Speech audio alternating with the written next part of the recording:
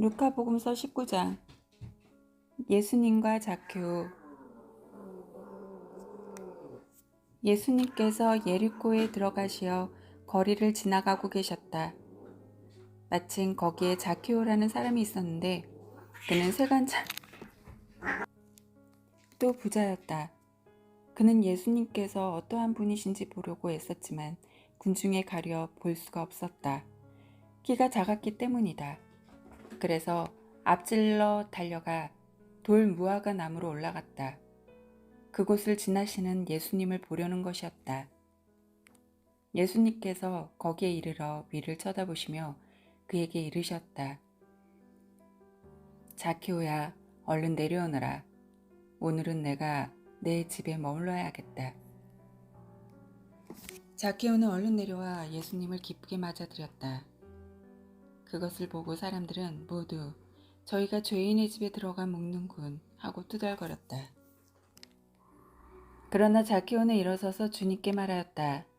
보십시오, 주님, 제 재산의 반을 가난한 이들에게 주겠습니다. 그리고 제가 다른 사람 것을 횡령하였다면 내 곡절로 갚겠습니다. 그러자 예수님께서 그에게 이르셨다. 오늘 이 집에 구원이 내렸다. 이 사람도 아브라함의 자손이기 때문이다. 사람의 아들은 잃은 이들을 찾아 구원하러 왔다. 미나의 비유. 사람들이 이 말씀을 듣고 있을 때 예수님께서는 비유 하나를 덧붙여 말씀하셨다. 예수님께서 예루살렘에 가까이 이르신 데다 사람들이 하느님의 나라가 당장 나타나는 줄로 생각하고 있었기 때문이다. 그리하여 예수님께 이르셨다. 어떤 귀족이 왕권을 받아오려고 먼 고장으로 떠나게 되었다. 그래서 그는 종 10사람을 불러 10미나를 나누어 주며 내가 올 때까지 벌이를 하여라 하고 그들에게 일렀다. 그런데 그 나라 백성은 그를 미워하고 있었으므로 사절을 뒤따라 보내어 저희는 이 사람이 저희 임금이 되는 것을 바라지 않습니다 하고 말하게 하였다.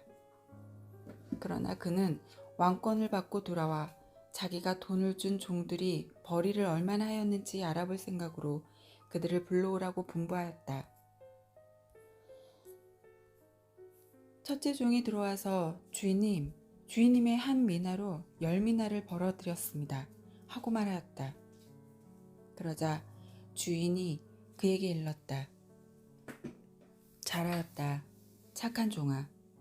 내가 아주 작은 일에 성실하였으니 10고을을 다스리는 권한을 가져라. 그 다음에 둘째 종이 와서 주인님의 한 미나로 5미나를 만들었습니다 하고 말하였다. 주인은 그에게 일렀다. 너도 5고을을 다스려라. 그런데 다른 종은 와서 이렇게 말하였다. 주인님의 한 미나가 여기에 있습니다. 저는 이것을 수건에 싸서 보관해 두었습니다. 주인님께서 냉혹하신 분이어서 가져다 놓지 않은 것을 가져가시고 뿌리지 않은 것을 거두어 가시기에 저는 주인님이 두려웠습니다. 그러자 주인이 그에게 말하였다. 이 악한 종아, 나는 내 입에서 나온 말로 너를 심판한다.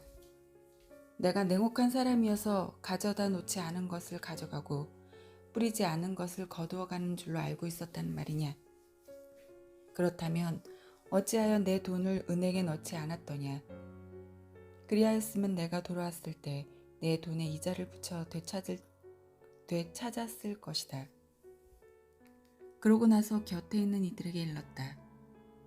저자에게서 그 한 미나를 빼앗아 10미나를 가진 이에게 주어라. 그러자 그들이 주인에게 말하였다. 주인님, 저희는 10미나나 가지고 있습니다. 내가 너희에게 말한다. 누구든지 가진 자는 더 받고 가진 것이 없는 자는 가진 것마저 빼앗길 것이다. 그리고 내가 저들의 임금이 되는 것을 바라지 않은 그 원수들을 이리 끌어다가 내 앞에서 처형하여라.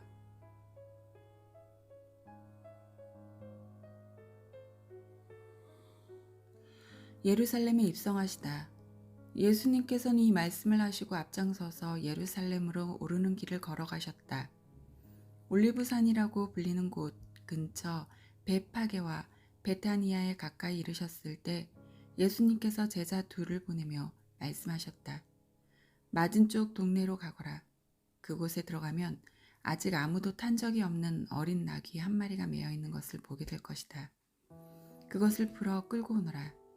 누가 너희에게 왜 푸는 거요? 하고 묻거든 이렇게 대답하여라. 주님께서 필요하시답니다. 분부를 받은 이들이 가서 보니 예수님께서 말씀하신 그대로였다. 그래서 그들이 어린 나귀를 푸는데 그 주인이 왜 그 나귀를 푸는 거요? 하고 물었다. 그들은 주인께서 필요하시답니다. 하고 대답하였다. 그리고 그 어린 나귀를 예수님께 끌고 와 그 위에 자기들의 겉옷을 걸치고 예수님을 거기에 올라타시게 하였다. 예수님께서 나아가실 때 그들은 자기들의 겉옷을 길에 깔았다.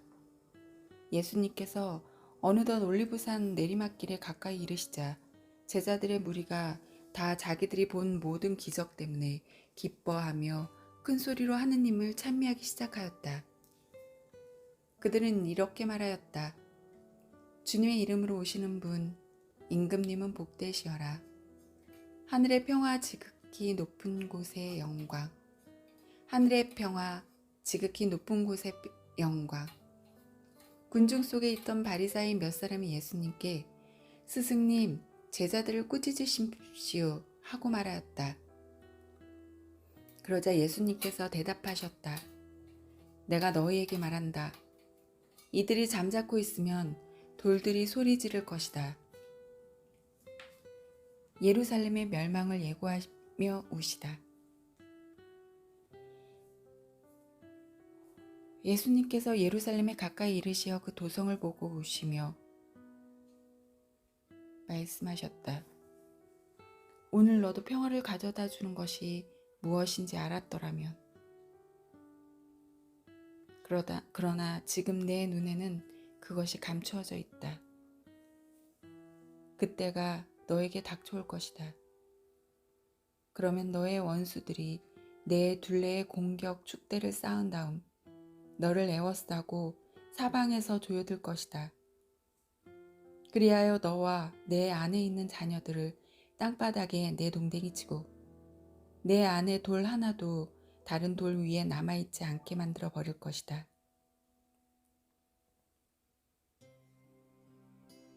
하느님께서 너를 찾아오신 때를 내가 알지 못하였기 때문이다. 성전을 정화하시다.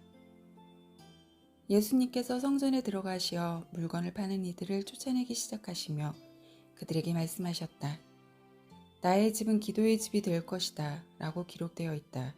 그런데 너희는 이곳을 강도들의 소굴로 만들어버렸다. 예수님께서는 날마다 성전에서 가르치셨다. 수석사제들과 율법학자들과 백성의 지도자들은 예수님을 없앨 방법을 찾았다. 그러나 어떻게 해야 하는지 그 방도를 찾지 못하였다. 온 백성이 그분의 말씀을 듣느라고 곁을 떠나지 않았기 때문이다.